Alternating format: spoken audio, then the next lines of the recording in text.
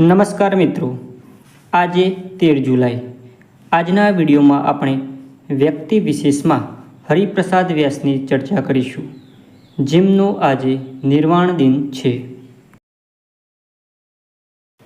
હરિપ્રસાદ મણિરાય વ્યાસ ગુજરાતી હાસ્યલેખક અને બાળ સાહિત્યકાર હતા. તેમનો જન્મ 25 મે 1904ના રોજ વડોદરા નજીક આવેલા બુડકા ગામમાં થયો હતો. 1921માં તેઓએ વડોદરામાં મેટ્રિકની પરીક્ષા પાસ કરી હતી. 1925થી નિવૃત્ત સુધી તેઓ ઝેનિથ લાઇફ એન્ડ ઇન્સ્યોરન્સ કંપનીમાં મેનેજરના પદે રહ્યા હતા. 13 જુલાઈ 1980ના રોજ અવસાન થયું.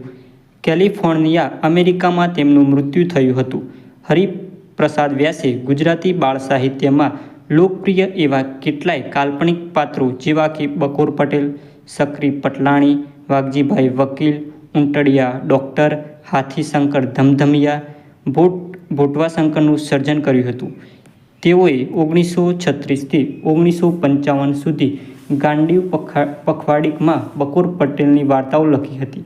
આ વાર્તાઓ પાછળથી વાર્તા સંગ્રહ તરીકે પ્રકાશિત થઈ હતી.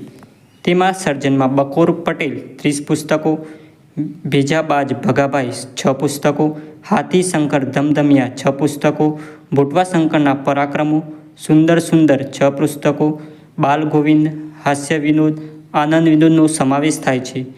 તેમણે ચાલો ભજવીએ શ્રેણી હેઠળ 10 બાળનાટકો પણ લખ્યા હતા.